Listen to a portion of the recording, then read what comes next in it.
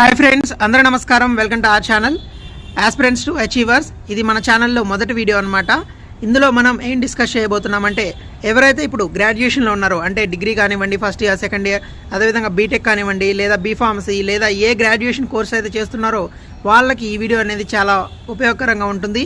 And me life saving tricks and tips అనేవి ఈ వీడియోలో ఉంటాయి. ముందుగా ఎవరైతే గవర్నమెంట్ జాబ్స్కి ప్రిపేర్ అవ్వాలనుకుంటున్నారో, ఫ్యూచర్లో గవర్నమెంట్ జాబ్ని క్రాక్ చేసి గవర్నమెంట్ ఆఫీసర్స్గా సెటిల్ అవ్వాలనుకుంటున్నారు, వాళ్ళకి ఈ వీడియో అనేది చాలా హెల్ప్ఫుల్ అవుతుంది.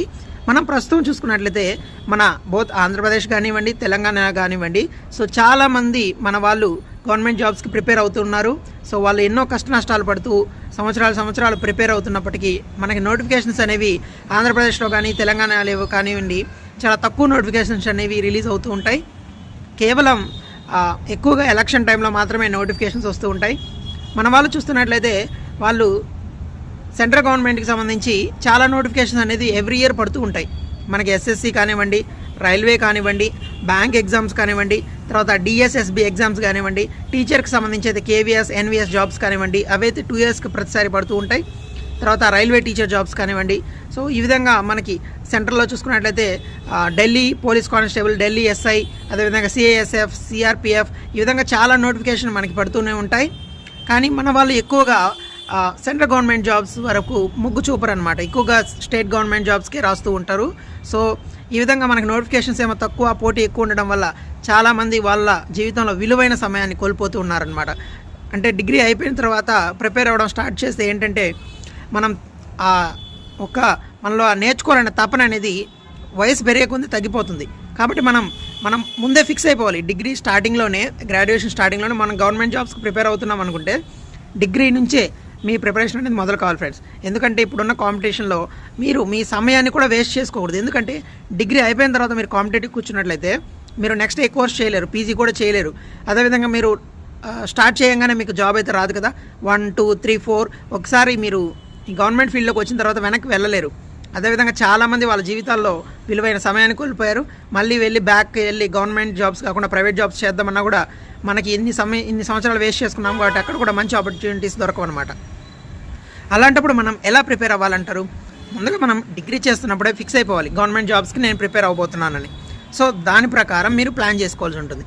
అంటే ఎవ్రీడే ఒక స్కెడ్యూల్ వేసుకొని మనం చూసుకున్నట్లయితే సెంట్రల్ గవర్నమెంట్ జాబ్స్ చూద్దాం. స్టేట్ గవర్నమెంట్ జాబ్స్ని పక్కన పెడదాం ఒక నిమిషం. మనకి ఎస్ఎస్సి కానివ్వండి, రైల్వే కానివ్వండి, బ్యాంక్ ఎగ్జామ్స్ కానివ్వండి, ఏ ఇతర ఎగ్జామ్స్ అయినా కానివ్వండి. సో వాటిలో మనకి ముఖ్యంగా ఉండే టాపిక్స్ ఏంటి?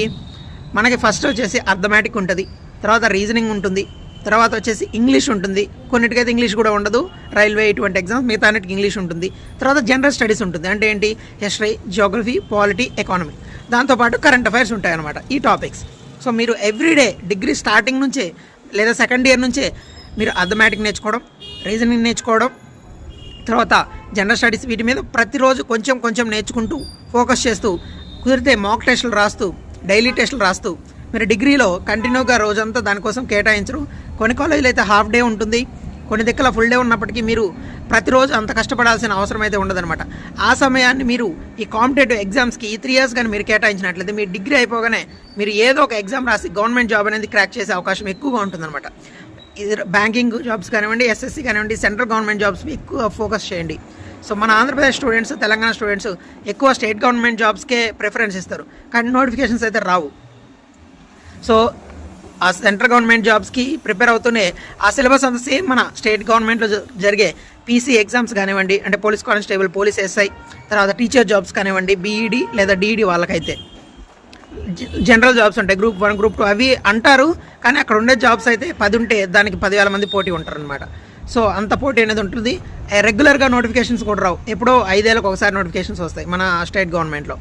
సో తర్వాత మీరు డిగ్రీ అయిపోయినాక స్టార్ట్ చేశారనుకోండి, ప్రిపరేషన్కే 2-3 years పడుతుంది. తర్వాత ఫస్ట్ నోటిఫికేషన్ రాలేదంటే మీరు వెనక్కి వెళ్ళలేరు, అదేవిధంగా పీజీ చేయలేరు.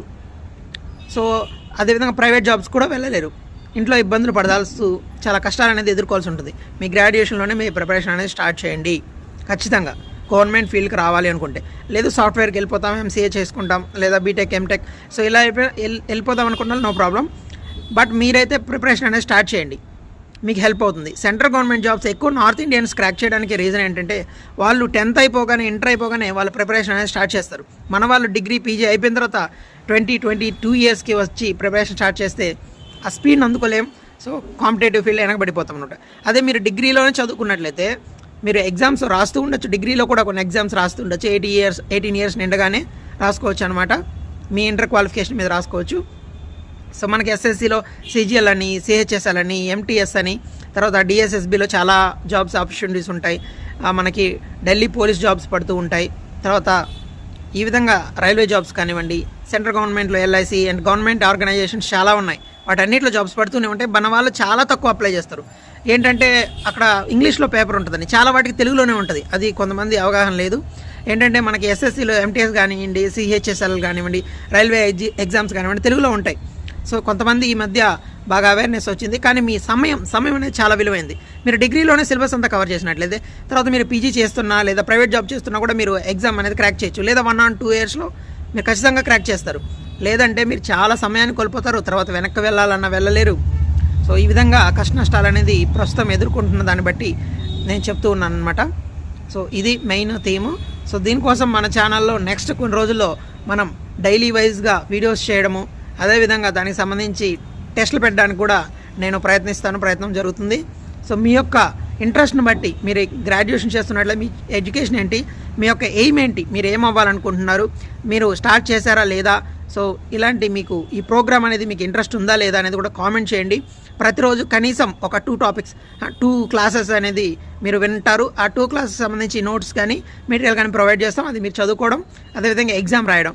ఈ విధంగా చేస్తేనే ఏదైనా కానీ ఒక బొట్టు కలిస్తేనే సముద్రమైన నిండుతుందనమాట. ఒక్క రోజులో చదివేద్దాం, 6 నెలలు చదివేద్దాం అంటే కుదరదు. ఎందుకంటే అథమెటిక్, రీజనింగ్ అనేది, సో తర్వాత జనరల్ స్టడీస్ అనేది మహాసముద్రం. దాన్ని నేర్చుకోవాలంటే స్థిరంగా నేర్చుకోవాలి. కన్సిస్టెన్సీ అనేది చాలా ఇంపార్టెంట్ అనమాట. ఎవ్రీడే ప్రాక్టీస్ చేస్తూ, రివైజ్ చేస్తూ, తప్పులు ఏం చేస్తున్నామో నేర్చుకున్నట్లయితే మీరు గ్రాడ్యుయేషన్ అయిపోగానే మంచి జాబ్లో సెటిల్ అయ్యే అవకాశం ఉంటుందన్నమాట.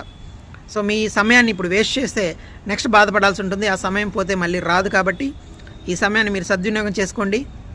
సో మీ యొక్క ఎయిమ్ ఏంటి అనేది కూడా మీరు కామెంట్ చేయండి. ఫ్యూచర్లో మనం మంచి జాబ్స్లో సెటిల్ అవ్వాలని ఏవేంటి ఉన్నాయనేది కూడా కామెంట్ చేయండి. సో ఈ వీడియోలో మీకు ఏ అంశం నచ్చింది, సో మీరు ఎలా ఈ ప్రిపరేషన్ అనేది స్టార్ట్ చేయబోతున్నారు అనేది కూడా కామెంట్ చేయండి. Thank you so much. Have a good day. Bye friends.